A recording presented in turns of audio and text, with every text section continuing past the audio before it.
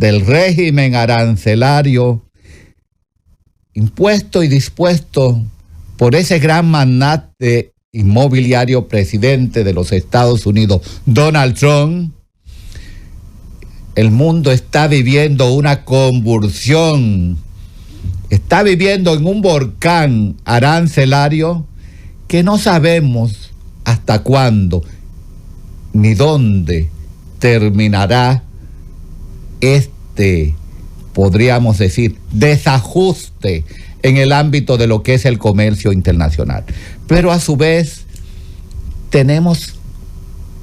en la República Dominicana, estamos viviendo un luto producto del colapso de esa discoteca del Yese,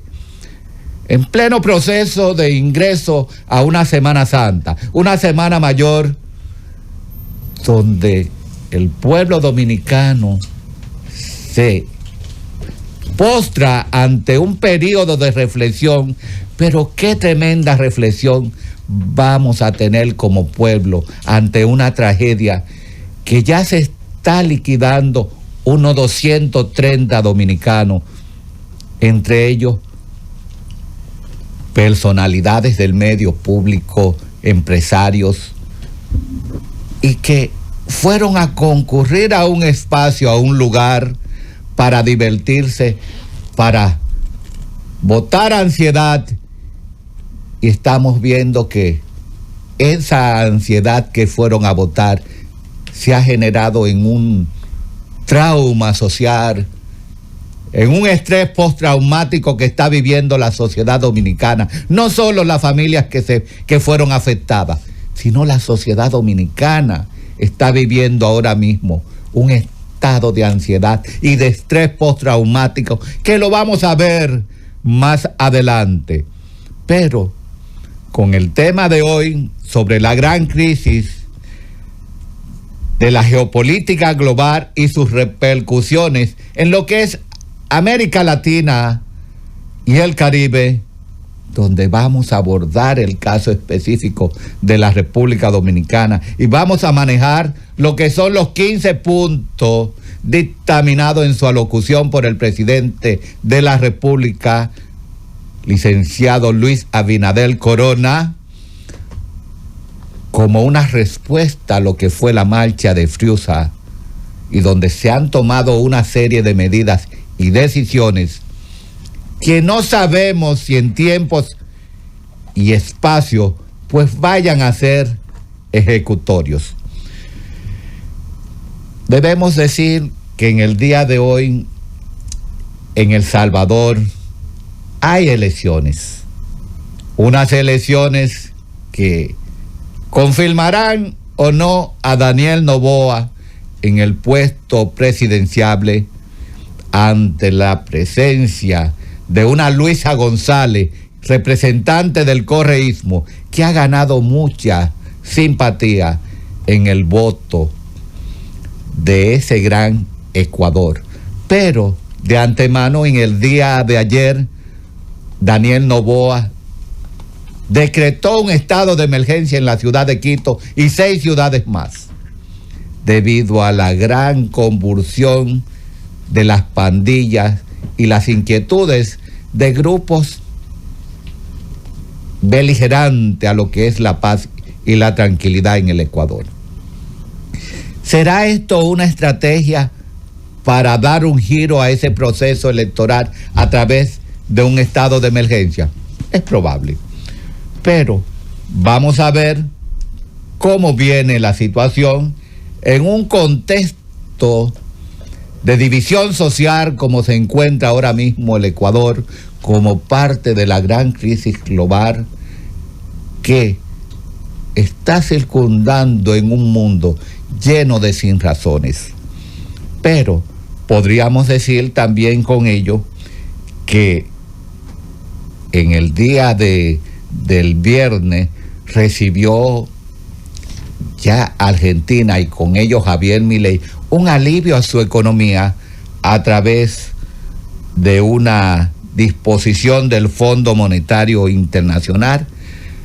con la emisión a favor de Argentina de unos 20.000 millones de dólares para facilitar la vida económica de esa Argentina, pero con condiciones de que se libere lo que es la tasa, esa moneda argentina, que se permita que fluctúe para que el dólar pues pueda circular de una manera más placentera en lo que es el comercio en la Argentina. Javier Milei,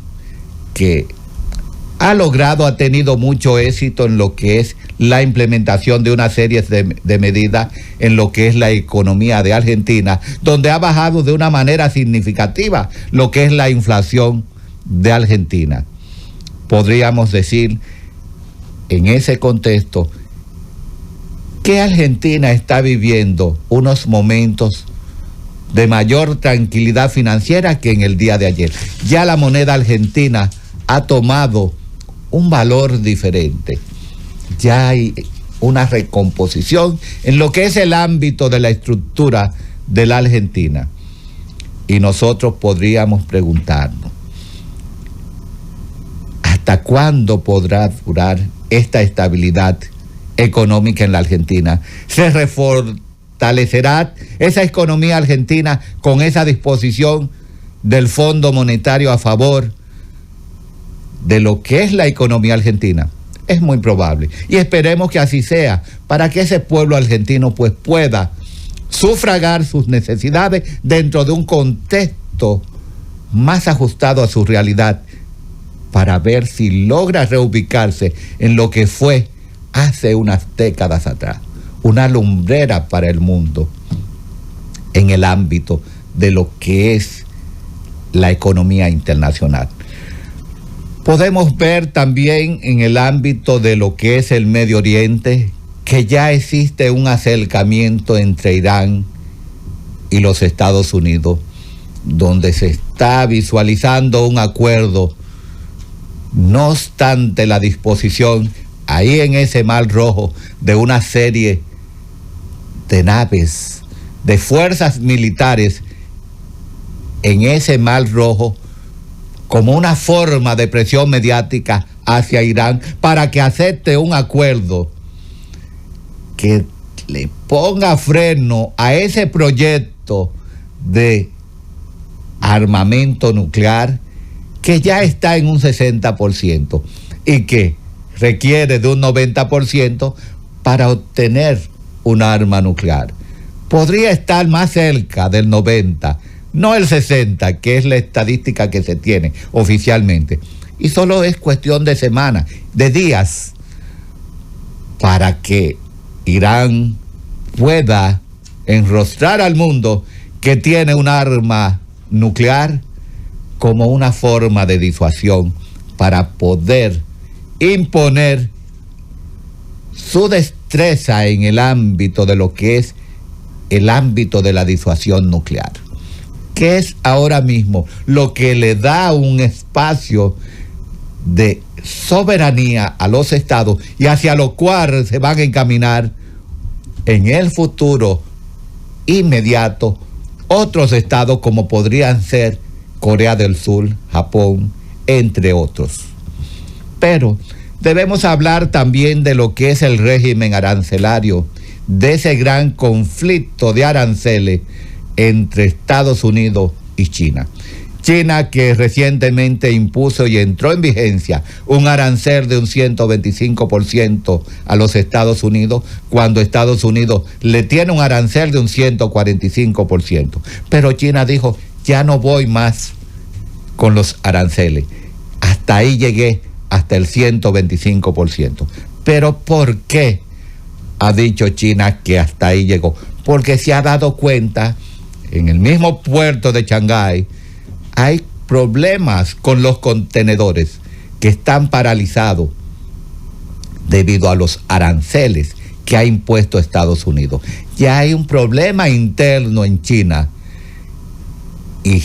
como resultado de esto ha paralizado Xi Jinping lo que es esa guerra arancelaria con los Estados Unidos.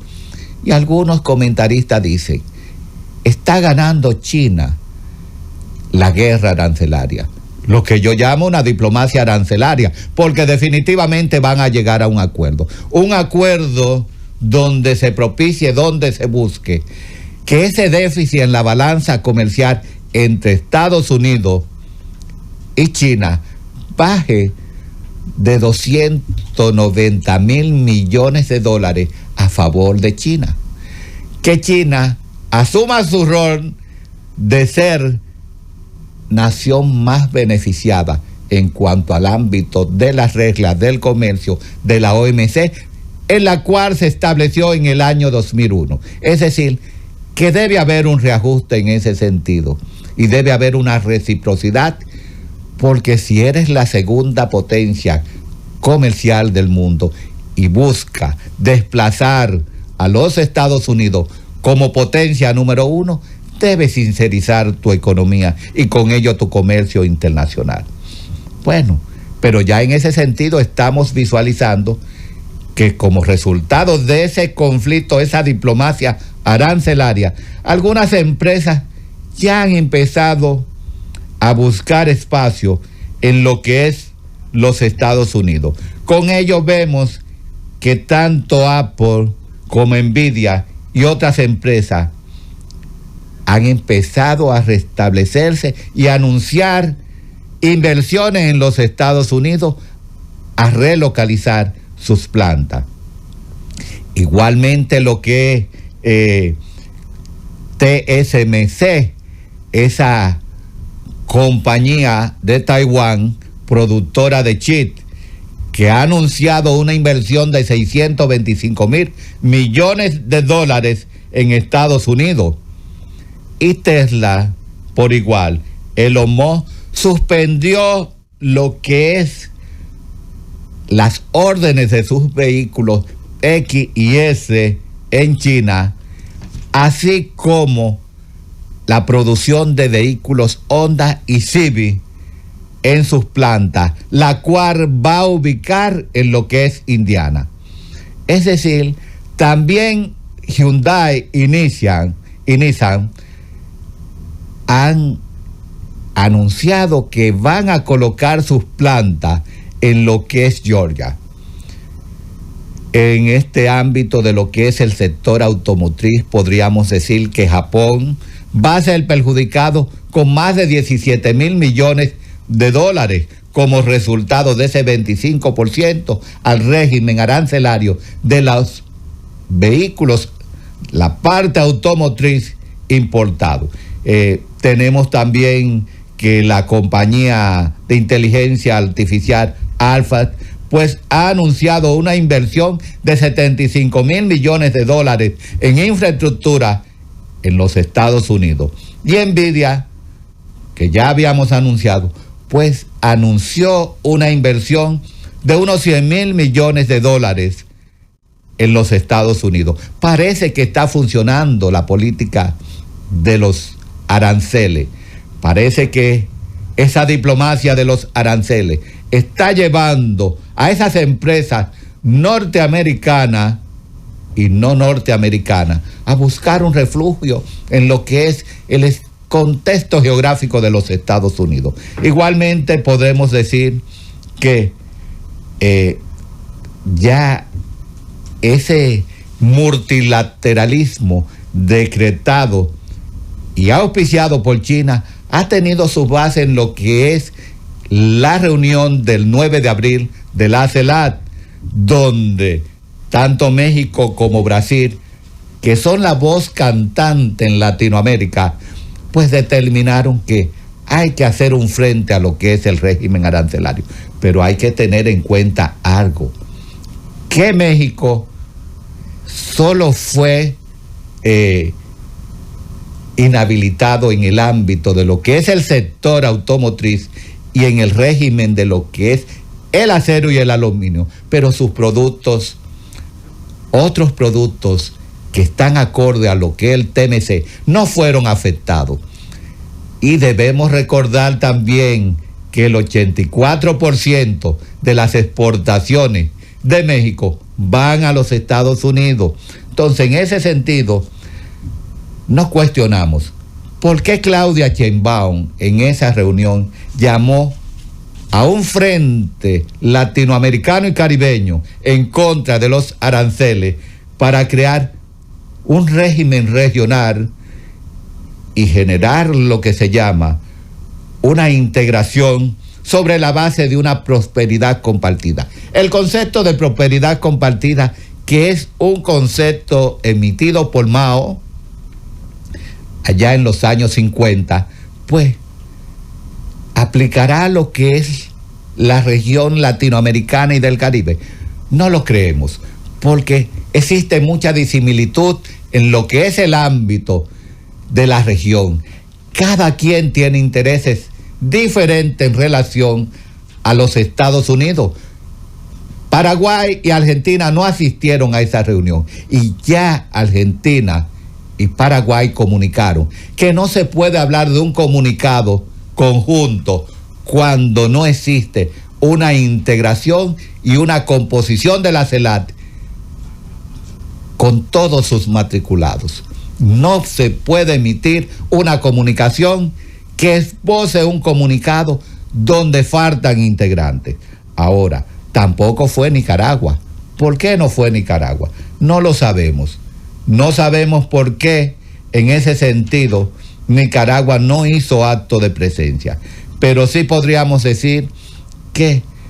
en el ámbito de lo que es el comercio internacional, cada estado, como lo pretende Donald Trump, tendrá una condición diferente para un manejo individual, que es lo que ha establecido Javier Milei en la Argentina, quien ha anunciado de que ellos van a hacer sus relaciones en el ámbito arancelario directamente con los Estados Unidos. Pero hay que recordar que a Argentina tan solo se le impuso un régimen arancelario de un 10% y dijo que no iba a buscar cómo hacer réplica a este régimen arancelario, sino que lo iba a tratar de una manera personalizada con el presidente Donald Trump. Pero nosotros estamos conscientes de que esos aranceles tarde o temprano van a volver a lo que es una realidad,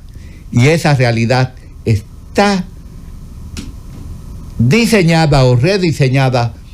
para crear lo que se llama una homeostasis en el sistema internacional. Pero no podemos dejar de hablar de lo que está pasando en Panamá,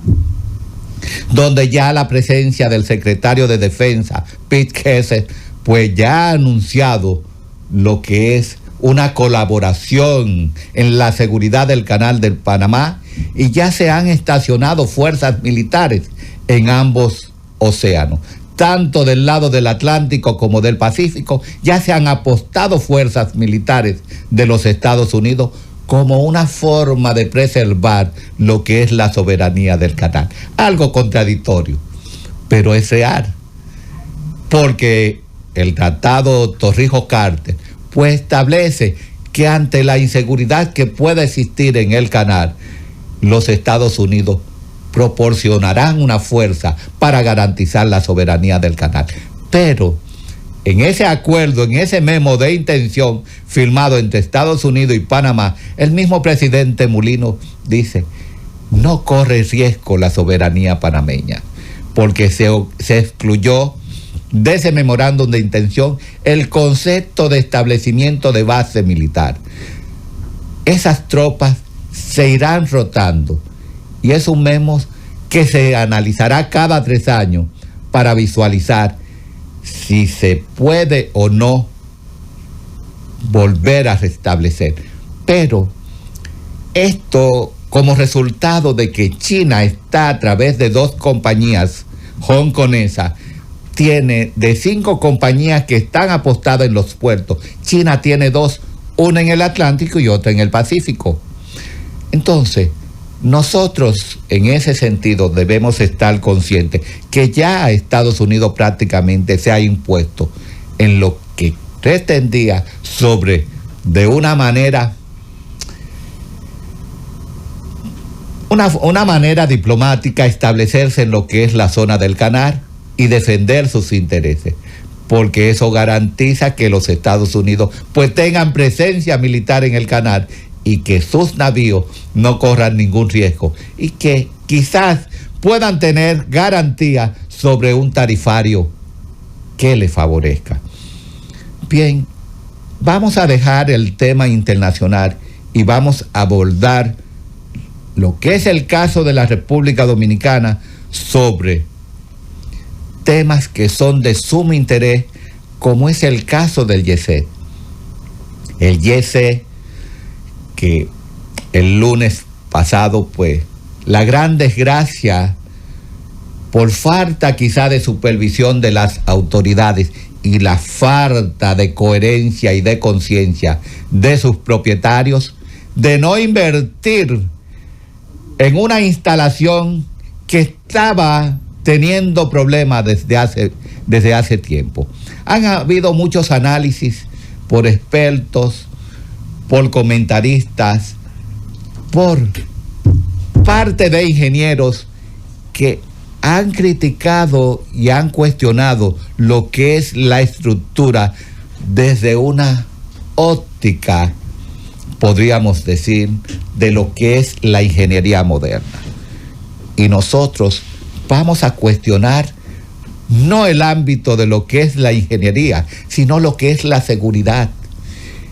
Y cuando nos preguntamos, ¿estaba esta edificación garantizada en el ámbito de lo que es la seguridad estructural? ¿Quién se encargaba de lo que es el ámbito de la seguridad estructural como parte de una política de Estado? ¿Por qué no se visualizaron lo que fueron las denuncias ante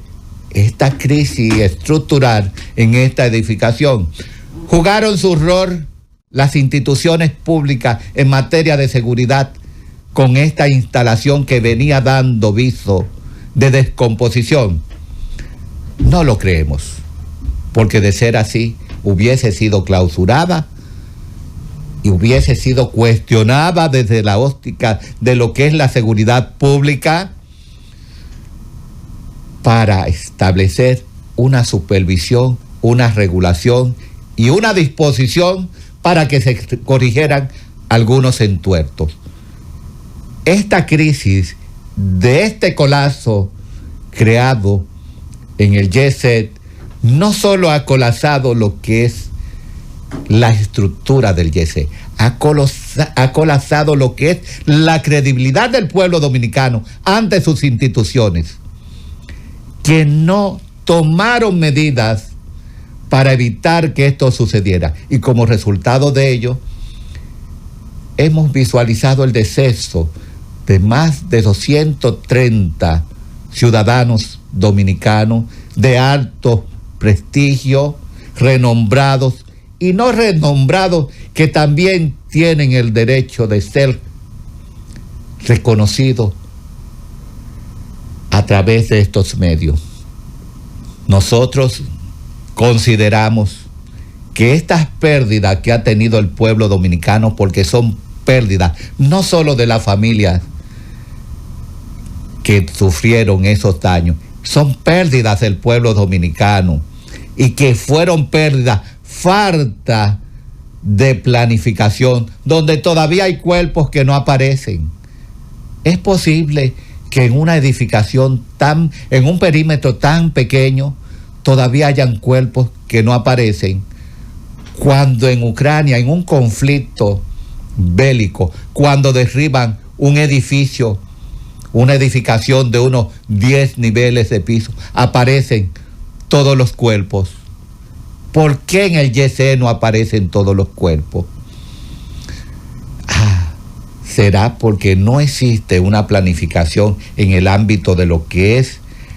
la estrategia en emergencias y crisis. No tenemos una planificación de emergencias y crisis. Tenemos un COE que ante los desastres naturales, pues hemos visto que es muy diestro, pero no lo hemos visto en este esquema de colapso de estructura. Entonces, faltará un entrenamiento en relación a este esquema sobre crisis y emergencia, donde se requiere de un dispositivo especial que pueda acompañar a aquellas víctimas de esta situación desde el ámbito no solamente médico,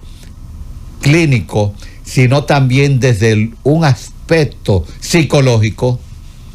Y por ello decimos y establecemos que la sociedad dominicana está padeciendo ahora mismo de un trauma social como resultado de un estrés postraumático que no sabemos los daños colaterales que pueda tener.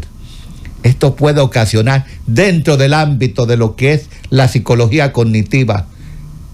en la producción de esquemas que sean insalvables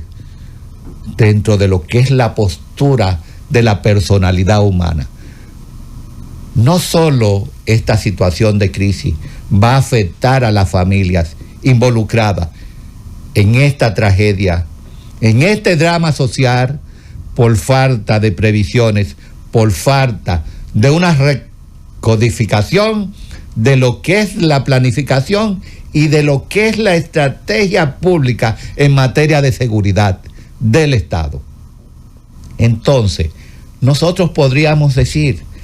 que ahora mismo se está desempolvando lo que se llama una descomposición del pensamiento social, producto de una situación, de una crisis de emergencia pública, a la cual el Estado no ha sabido darle una solución por falta de una planificación, por falta de opciones estratégicas, ante la falta, valga la redundancia, del rediseño de políticas públicas en esta materia que entraña lo que es su involucramiento en emergencias y crisis. No estamos preparados, no tenemos una planificación en emergencias y crisis para dar respuesta a lo que acaba de suceder con el colapso de Yese. Y eso, que fue una pequeña edificación de 2 niveles. Podríamos imaginarnos qué sucedería con el colapso de una torre de 15, de 20 o de 25 niveles. Vamos a durar 2 años buscando cuerpos, por lo menos. 2 años escarbando una infraestructura que haya colapsado. Y para ello entonces debemos reconsiderar qué piensa hacer el Estado ante una situación de crisis y emergencia que pueda confrontar en el día de mañana ante una estructura más voluminosa, si no estamos preparados para afrontar una crisis ante una estructura como la del Yese. Pero hay algo que queremos llamar también la atención, y es la falta de conciencia de ciudadanos que, en vez de apoyar en un proceso de salvamento,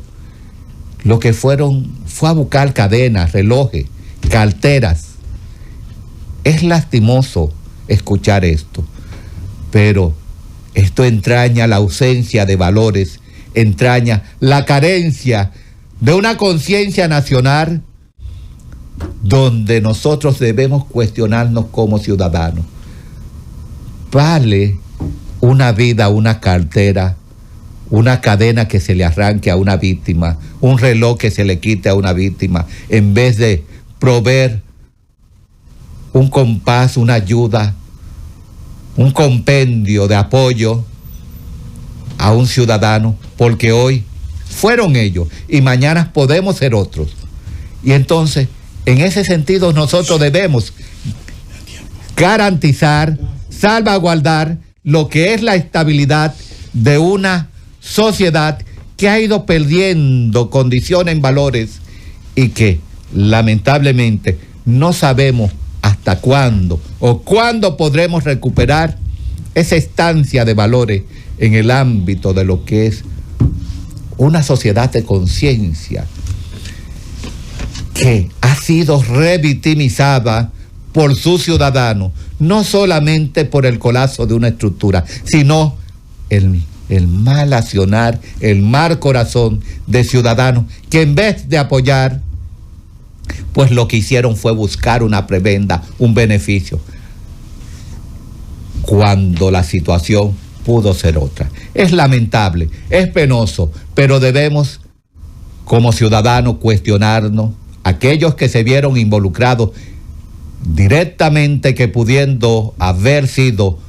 un salvamento para esos ciudadanos que fueron víctimas, pues que buscaron prebenda para obtener ganancia. Y otra cosa, que todavía a esta altura no aparezcan los cuerpos, porque fueron diseminados a diferentes centros de asistencia médica, en vez de tener un norte dónde se deben llevar y cómo se deben identificar esas víctimas. Pero vamos a ver las experiencias aprendidas si rediseñamos una escuela de experiencias aprendidas ante lo que es el caso de emergencias y crisis, que se puede repetir en el día de mañana en una esfera mayor todavía. Bien, de esta manera, después de haber anunciado nuestros comentarios sobre esa tragedia que empaña, enlutece a lo que es el pueblo dominicano, vamos a abordar con nuestros elegantes invitados de lujo en la mañana de hoy este tema sobre la gran crisis de la geopolítica global y su impacto en lo que es América Latina y el Caribe, caso República Dominicana, en este primer bloque.